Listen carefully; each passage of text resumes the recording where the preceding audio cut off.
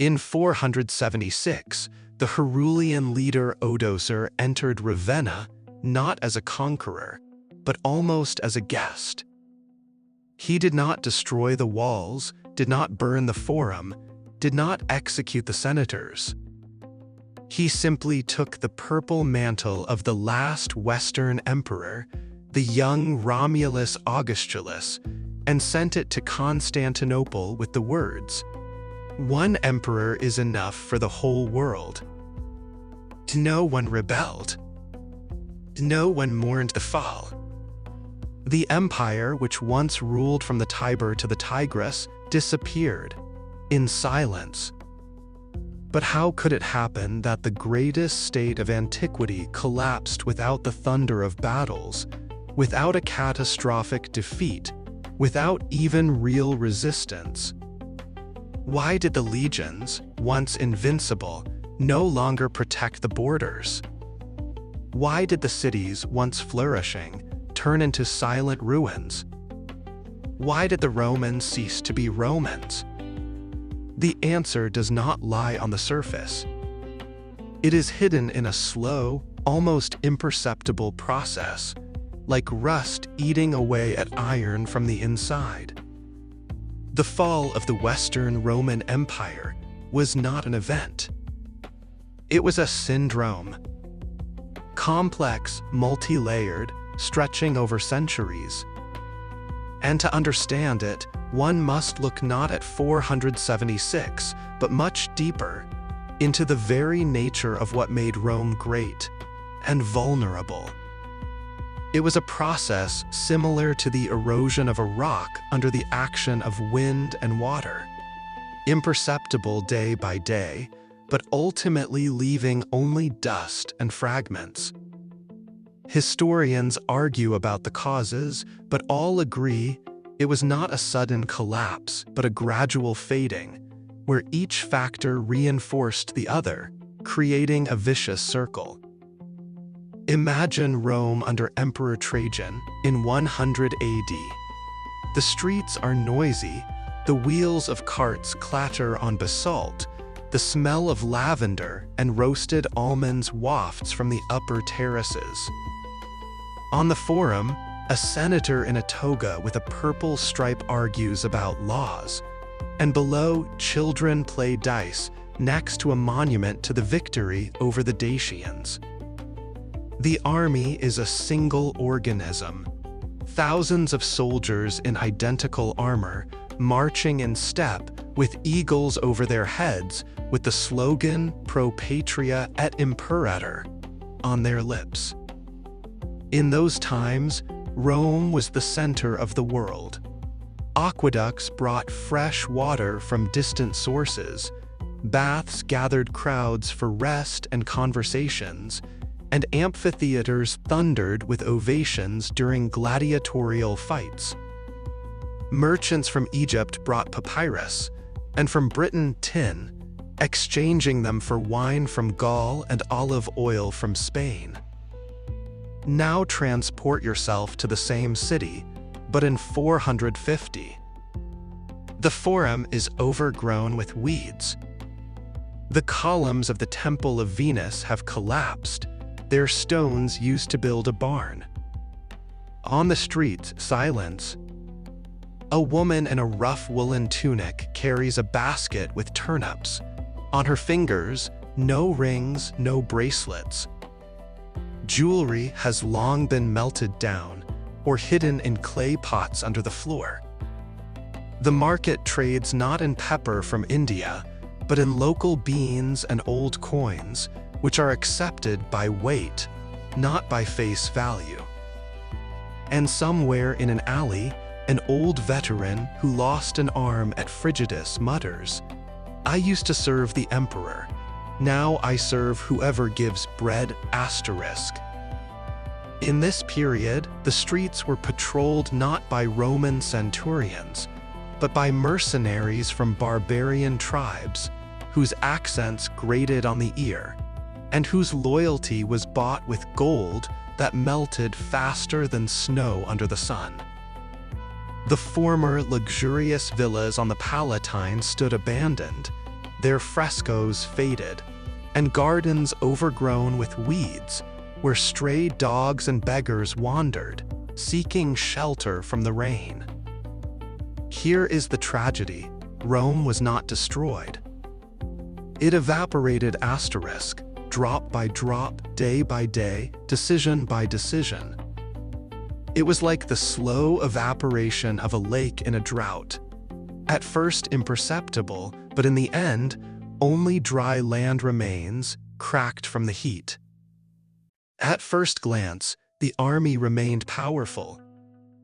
The legions still marched along the roads of Gaul. Fortresses stood on the Rhine and Danube, and triumphal arches reminded of past victories. But under the shining armor, there had long been no living body. The army, once consisting of citizens ready to die for the Republic, was now recruited from those who saw service only as a way to survive. In the 4th century, more than half of the high-ranking officers were from barbarian tribes: Goths, Vandals, Franks. They wore Roman armor, but their hearts beat to other drums. These barbarians brought with them their traditions. Instead of strict Roman discipline, clan ties, instead of loyalty to the emperor, allegiance to the leader, and instead of Roman gods, their pagan amulets hidden under cloaks. One of them, Stilicho, half Vandal by blood but Roman in spirit, became the last true defender of the West. He held back Alaric, repelled attacks from other leaders, maintained the balance between the imperial court and the barbarian hordes. Stilicho not only fought but also diplomated. He married his daughter to Emperor Honorius, hoping to strengthen ties, and even raised young barbarians in the Roman spirit. But in 408, suspected of treason, perhaps without grounds, he was executed by order of Emperor Honorius Weak, locked in the marshy Ravenna, where the air was thicker than his thoughts. Stilicho's death became a turning point. Not because he was irreplaceable, although he might have been, but because it showed. The empire no longer trusts those who protect it. After his execution, the barbarians, previously restrained, sensed weakness and began to act more boldly, like wolves scenting blood. After that, the inevitable began. In 406, on the night of December 31, when the Rhine River froze unusually hard due to a severe winter, tens of thousands of Vandals, Suebi, and Alans crossed the border, not as enemies, but as refugees, seeking refuge from the Huns advancing from the east. But Rome could no longer accept or repel them. Its armies were scattered across the provinces, occupied with internal strife, and commanders thought not of Rome, but of their own power. Gaul, once the granary and shield of the empire, turned into a battlefield between Roman usurpers and barbarian kings. By 418, the Visigoths received official permission to settle in Aquitaine, not as the defeated, but as allies. In reality, as masters. These settlements became the first barbarian kingdoms within the empire, where Roman laws mixed with Germanic customs, creating a chaotic mosaic. Thus was born a new strategy. Instead of fighting the barbarians, they were paid with land and autonomy. This was called asterisk foedus, a treaty. But each such alliance was a step toward disintegration. The foederati did not swear allegiance to Rome. They swore to their leader. And when there were too many of them, they simply stopped paying tribute and began to take for themselves. In the end, these allies turned into masters and Roman provinces, into their personal domains, where local residents paid tribute not to the emperor, but to the new king. By 451, the situation reached its peak. Attila, the leader of the Huns, moved his hordes into Gaul, promising to burn the earth so that grass would not grow. Against him united the Romans under the leadership of Aetius, the last great commander of the West, and the Visigoths under Theodoric I. In the Battle of the Catalonian Plains, modern Champagne, victory was won, but at the cost of enormous losses. Theodoric fell in battle, and Aetius, instead of triumph, received the envy of the court. 3 years later, in 454, Emperor Valentinian III personally hacked him to death in his reception room. After that, the West lost the last man capable of keeping the barbarian tribes in obedience. As the historian Jordanes wrote, "With Aetius died the hope of Rome." Aetius, known as the last Roman, was not just a commander. He was a symbol of old Rome, and his death became a metaphor for the entire empire. And would you remain loyal to such a state? A state that kills its best sons? In those times, many soldiers deserted, preferring to join the barbarians, where they were paid better and not executed for successes. But why did the army find itself in such a position? Why did the Romans stop serving? The answer lies not in the military camps, but in the fields, cities, and homes. Even in the 3rd century, the empire experienced its first deadly crisis. The coin was devalued, plague mowed down millions, borders crumbled. But then Rome survived, thanks to the reforms of Diocletian and Constantine. They created a new empire, centralized, bureaucratic, rigid. But this system was like a frame for a sick body. It held the shape, but did not restore life. Diocletian introduced the system of tetrarchy, where 2 Augusti and 2 Caesars shared power to avoid usurpations, and Constantine founded a new capital, Constantinople, shifting the center of gravity to the east. By the 4th century, urban civilization began to fade. Rome, Carthage, Milan, once noisy centers of trade and culture, fell silent. People left stone houses for wooden huts on the outskirts. The reasons were simple. Taxes became unbearable and security an illusion. Wealthy landowners, tired of mandatory donations for games, temples, and aqueducts, retreated to their estates where they could live independently. The urban elite, once the pride of Rome, now avoided titles like curses.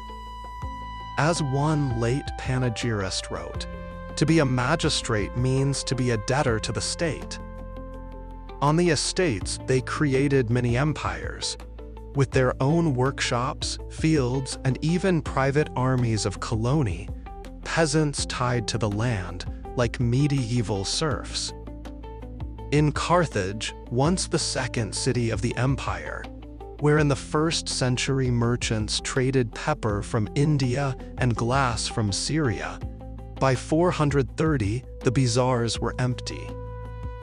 The last Roman officials left the forum, overgrown with wormwood.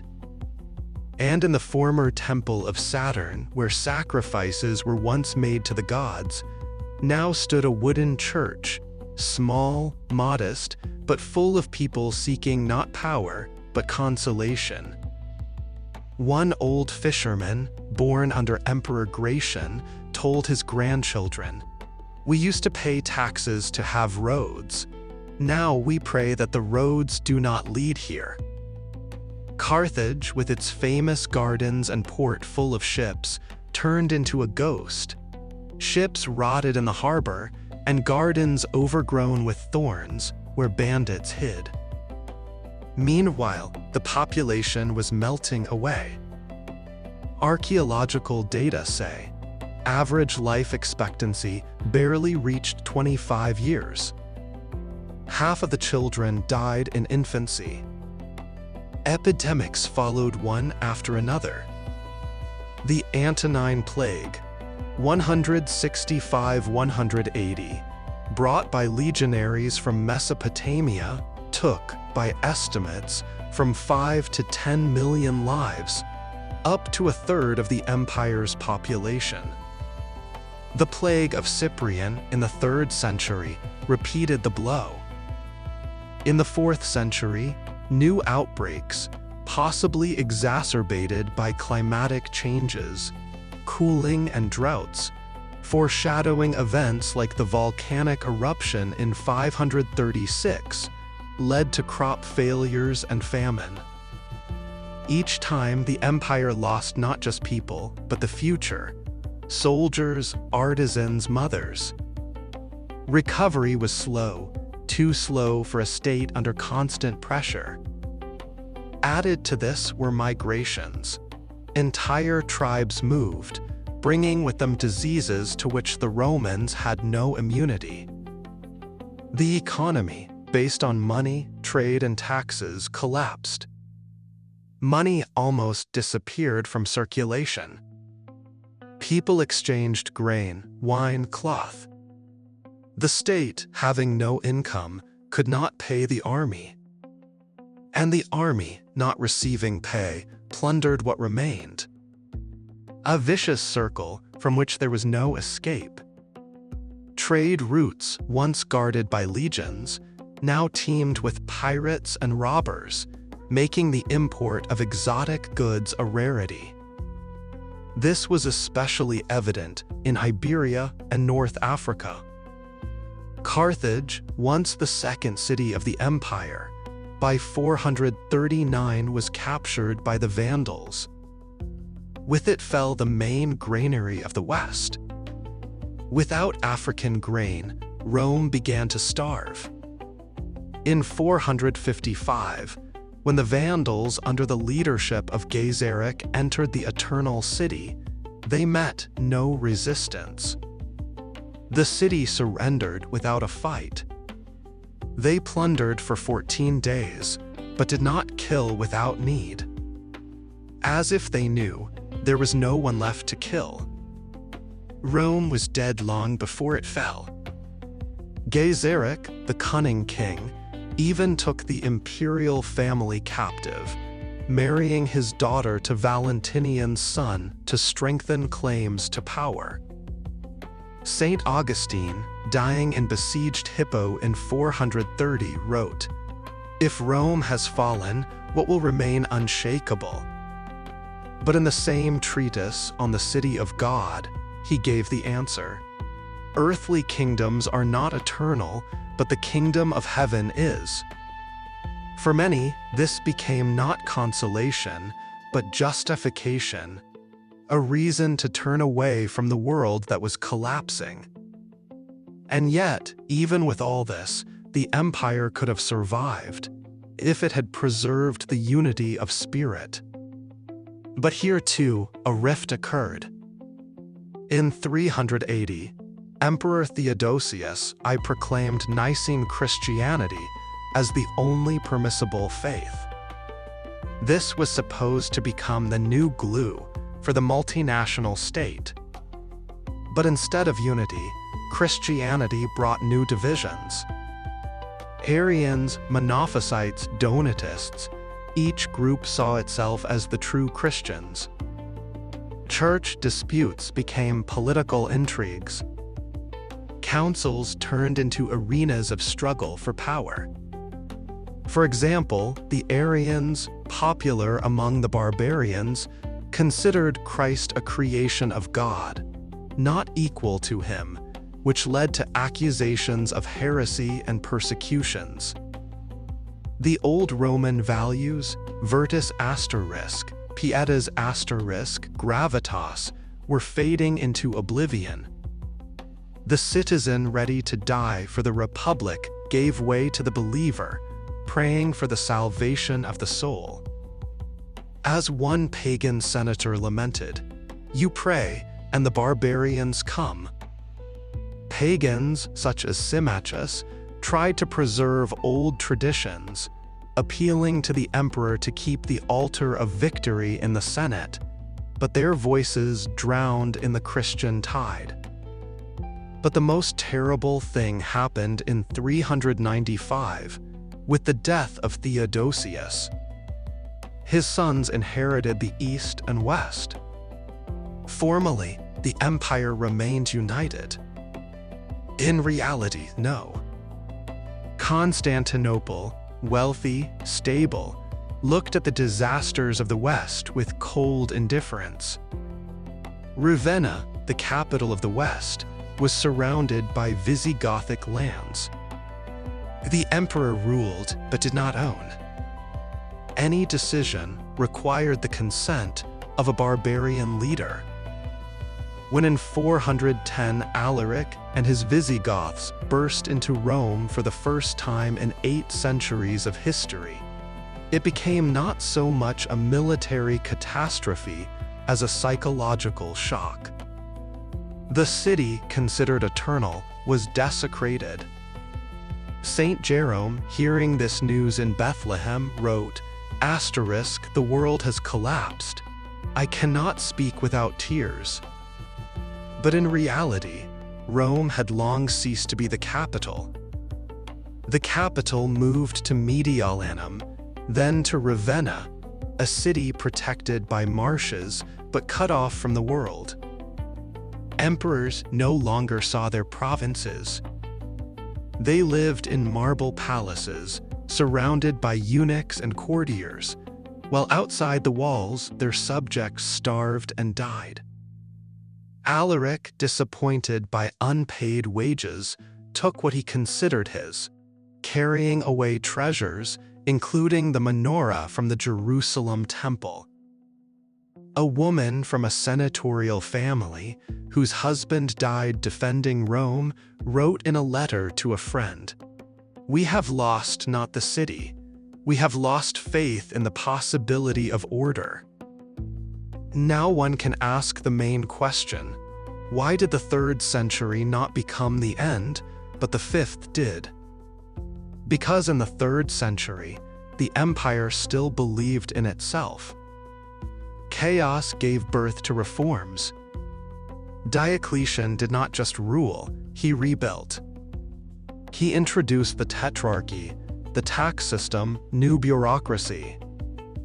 It was open-heart surgery, painful but life-saving. Emperors like Aurelian restored borders, defeating usurpers and barbarians. In the 4th-5th centuries, such faith no longer existed. There were no reforms. There were only temporary solutions. Hire barbarians, give land, move the capital. The system lost its ability to self-restore. It could no longer adapt. Added to this were natural disasters, earthquakes in Italy, floods in Gaul, exacerbating the economic decline. Demographic decline deprived it of young hands. Economic collapse of money.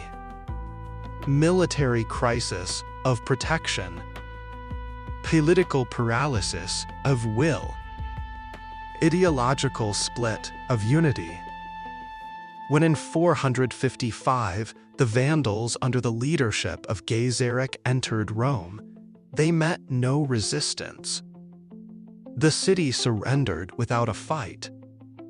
They plundered for 14 days, but did not kill without need. As if they knew, there was no one left to kill. Rome was dead long before it fell. Thus fell the Western Roman Empire. not from one blow, but from 1,000 small wounds. Not in battle, but in silence. Not because it was defeated, but because it ceased to be needed even to itself. As the late poet Rutilius Namasianus wrote, leaving Rome in 417, Rome fell not from the barbarian sword, but because we stopped believing in it. And in this, the main tragedy. Not that the empire died, but that no one noticed how it happened. In 476, when Odoacer sent the purple to Constantinople, the Roman Senate did not even convene. No one declared mourning. No one tried to restore order. People were already living in a new world, a world of barbarian kingdoms, private estates, natural economy. The empire became a memory, not reality. Odoacer, proclaimed King of Italy, did not even claim the imperial title, preferring to rule as a patrician. But from the ashes, something new was already growing. In 529, in a quiet valley of Italy, Benedict of Nursia founded a monastery at Monte Cassino. There, amid the ruins, monks copied not only holy scripture, but also the works of Virgil, Cicero, Pliny. They did not know that they were preserving not just books. They were preserving the memory of man ***, who once built an empire to bring peace, law, and order. These monasteries became oases of knowledge in the Dark Ages, where maps, recipes, and philosophical treatises were copied. Cassiodorus, minister to the Ostrogothic King Theodoric, wrote, "We did not destroy Rome, we preserved it in new forms." And in this, not justification but hope. Theodoric, barbarian by origin, tried to revive Roman administration, repairing aqueducts and organizing games, but his efforts were short-lived. Empires do not fall from external enemies. They fall when they stop believing in themselves. When their citizens no longer want to be citizens. When their defenders become mercenaries. When their leaders think not of the state, but of themselves. Rome was not destroyed. It dissolved in fear, indifference, and fatigue. But its spirit in everyone who chooses order over chaos, duty over gain, faith over despair. And in this, its eternal lesson. A lesson that echoes in history. From Byzantium, which survived the West by 1,000 years, to modern empires struggling with the same challenges: migration, economic inequality, and loss of identity.